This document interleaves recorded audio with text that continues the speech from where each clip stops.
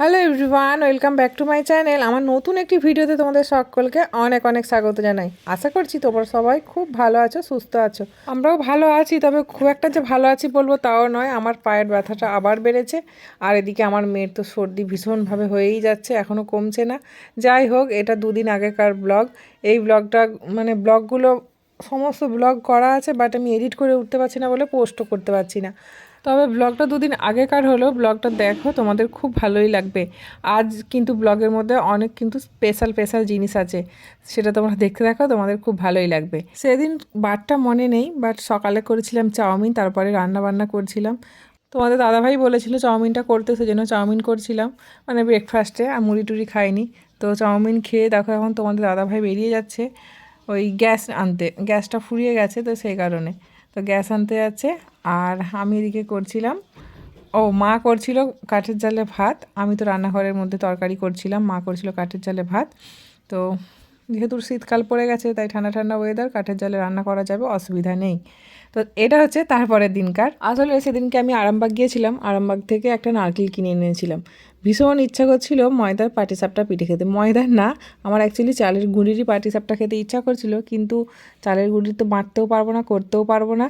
ময়দাটা মোটামুটি পারি আমি, তাই আমি করছিলাম। তবে আমার শাশুড়ি মাকে বললেও কিন্তু এক্ষুনি পিঠে করে দিত, মানে মুখের কথা বললেই হয়। উনি কিন্তু এদিকে একদম পুরো একদম কি বলবো এক্সপার্ট, ভীষণ পিঠে করার দিকে ভীষণ তাড়াতাড়ি করতেও পারে। এসব বাটা মানে শিলের মধ্যে বাটা এসব ব্যাপার মানে ওনার কাছে কিছু ব্যাপারই নয়, সব পারে। আর এদিকে রান্না আমি সব পারি, কিন্তু আমি ওই পিঠের দিকে খুব একটা পারি না। তবে ময়দার পাটিসাপটাটা আমি শিখেছি, আমি অনেক দিন আগে থেকেই এটা করতে পারি, আর এটা আমি ভালো বানাতেও পারি। দেখো আমি পিঠে করছি এখানে, অনেক কটা বানিয়েছি কিন্তু। আর মা গিয়েছিল ওই মায়ের একটা দিদি বাড়িতে, নবান্ন ছিল, নবান্ন পুজো রান্না, নতুন ধানের যে পুজো দেয় না, দিয়ে বিভিন্ন রকমের রান্না হয়, তো খাওয়া দাওয়া, পায়েস টায়েস এসব ইত্যাদি।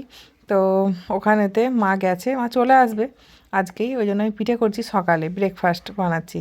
আগের দিন করেছিলাম চাউমিন, আজ করছি ময়দার পাটিসাপটা। ভীষণ খাওয়ার ইচ্ছা হচ্ছিলো, তবে তোমাদের দাদাভাই খায়নি, ওকে টিফিনে দেবোই ভেবেছিলাম, কিন্তু ও টিফিনে নিয়েও যায়নি। নিয়ে যায়নি বলতে বলছে না, টিফিনে নিয়ে যাব না, বাড়ি এসে খাবো। আর ও অবশ্য খেয়েছিল সকালে একটা, খেয়ে তারপরে ভাত খেয়ে স্কুল গেছে। আর পিঠে খাবো বলতে বাবিন, আমি আর বাবিনের দাদু, তো আমরা তিনজনে মিলে খাবো। আমার মেয়ে তো এসব খেতে চায় না, খেতে পারে না, একটুখানি টেস্ট করছে, বাট মানে ও তো খেতে এখনও শেখেনি সেভাবে। তো যত বড় হবে আস্তে আস্তে নিশ্চয়ই শিখবে। দেখো আমি পিঠেগুলো কিন্তু খুব সুন্দর বানাচ্ছি, খুব একটা পড়েও নি, কিচ্ছু না, একদম নিয়ম মতো ভাজছি। আমি এই পিঠেটা কিন্তু ভালো পারি, সব থেকে যদি ভালো পিঠে বানাতে পারি তো এই পিঠেটা।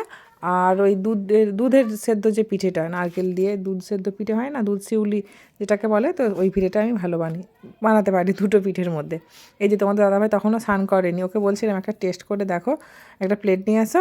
তো ওই জন্য ও প্লেট নিয়ে খুঁজছিল, তো টেস্ট করবে বলে ওকে বললাম যে টেস্ট করে আমাকে বলো আমি কীরকম বানিয়েছি।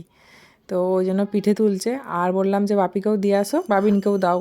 তো ওকেই বলছিলাম দিতে, কারণ যেহেতু আমি পিঠে তৈরি করছি সে কারণে আমার হাতটা জোড়া হয়ে আছে, সেই জন্য ওকে দিতে বললাম আর কি। নাহলে খুব একটা তো খাবার দেয় না, আর রান্নাঘরে তেমন খুব একটা কাজও করে না।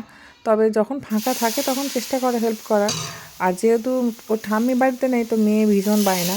এই যে পিঠেটা করছি আমি, সেদিনকে আমার কী গেছে সেটা আমিই জানি, কোলে ওঠার জন্য বায়না করছে, বারে বারে রান্নাঘরে আসছে, কী কাণ্ড করছে। ওই জন্য ওর ঠাম্মি বাড়িতে না থাকলে না আমি কোনো একটা শক্তপোক্ত কাজের দিকে যাই না খুব একটা। আমরা জানি মেয়ে ভীষণ ঝামেলা করবে, ওকে কোলে নিতে হবে, আর যেদিনকে কাজ করব সেদিনকে একদম ও বেশি বেশি চেপে চেপে ধরবে, এরকম একটা ব্যাপার। সব বাচ্চারা হয়তো এরকম করে, জানি না কাদের বাড়িতে বাচ্চা আছে, তো তারা এরকম করে কি না কমেন্টে জানাবে একটু। তো যাই হোক, আমি দেখো সুন্দরভাবে পিঠেটা করছি। আমি নিজেও জানি না এতটা ভালো পিঠে করতে পারবো, তবে আগে আগে করতাম, খুব একটা ভালো হতো না, একটু মানে তুলতে অসুবিধা হতো, জোড়া লেগে যেত, জড়িয়ে যেত। আজ কিন্তু পিঠে খুব সুন্দর হচ্ছে একদম, দেখো তোমরা নিজেরাই দেখলে বুঝতে পারবে, একদম দারুণ পিঠে করছি আমি। তো নিজের প্রশংসা নিজেই করছি, তোমরা দেখে বলো কেমন হয়েছে। অন্তত টেস্ট তো করাতে পারছি না, আর যদি কারো খাওয়ার ইচ্ছা হয় সেটা কমেন্টে জানিও, আমাদের বাড়িতে চলে এসে আমি খাওয়াবো। তো এই আর এই ময়দার পাটিসাপটাটা আমি কিন্তু আমার শাশুড়ি মায়ের কাছ থেকে শিখেছি, আমাদের বাড়িতে কিন্তু হতো না, মানে বিয়ের আগে আমাদের বাড়িতে হতো না।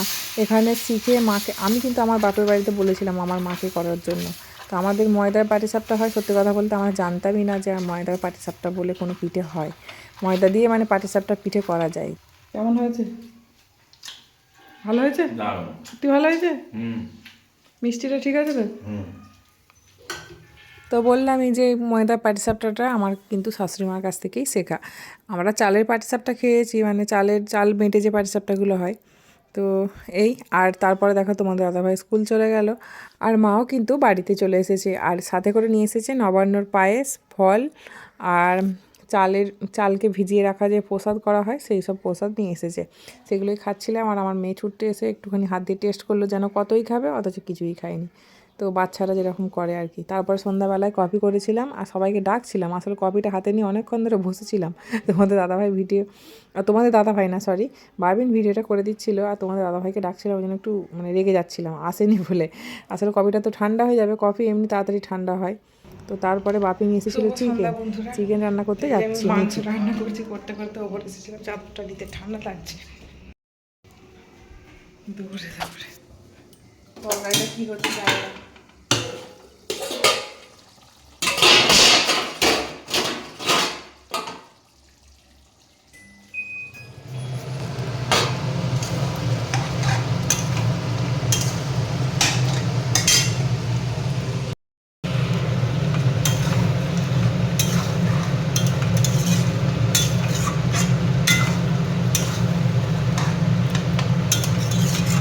তো বন্ধুরা, এটা হচ্ছে আজকে রাতের মেনু। গরম গরম চিকেন কষা আর আলু ভাজা করেছিলাম চাকা চাকা করে, আর সাথে গরম ভাত। দারুণ খাবার, তাই না? তো এটা হচ্ছে তারপরের দিনকার দুপুরের ভিডিও। তো দেখেছো ভিডিওগুলো না একদম সব গোলমাল তালগোল পাকিয়ে গেছে। এটা কি হচ্ছে বলো তো? বলছি তার আগে তোমরা বলো এই জায়গাটা চিনতে পারছো কি? হ্যাঁ, অনেকেই চিনতে পারবে। এইটা হচ্ছে আমাদের কালী মন্দির, নতুন হয়েছে। আর পঞ্চগব্য কি বলে আমি জানি না, যে মানে একটা পুজো হচ্ছে, পুজো দিতে হয়, মন্দিরটা প্রতিষ্ঠা পুজো আর কি। তো মানে এইটা মন্দির প্রতিষ্ঠা পুজো হচ্ছে আর কি। তো এই পুজোটা হয়ে গেলে তারপর 2 দিন পরে আমাদের কিন্তু কালী পুজো। তো সেই ব্লগও আসবে, তোমরা দেখতে পারবে। তো এই পুজোটা হচ্ছে দুপুরবেলায় আমরা একটুখানি গিয়েছিলাম। আবার বিকালে আবার আলু কাটা হবে, মানে আলু বীজ লাগানো হবে জমিতে, যেটা আলু ফলবে, মানে আলু চাষ করা হবে চাষের জন্য। এই জন্য এখানে বেশিক্ষণ আসতে পারিনি, আলু কাটতে হবে। আর খুব একটা আমি আলু কাটতে পারি না, তাও আমি কাটবো, কারণ বছরে একটা দিনই আলু কাটা হয়। সেই জন্য পুজোর প্রসাদ নিতে এসেছি।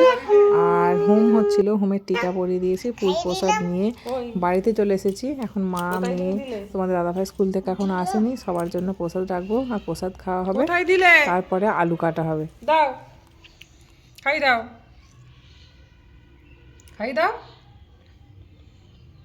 দাও খেতে দেবে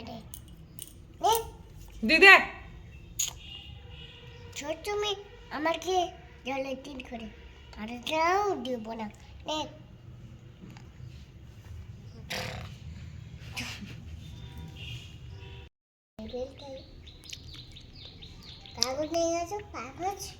এখন তুমি খাও।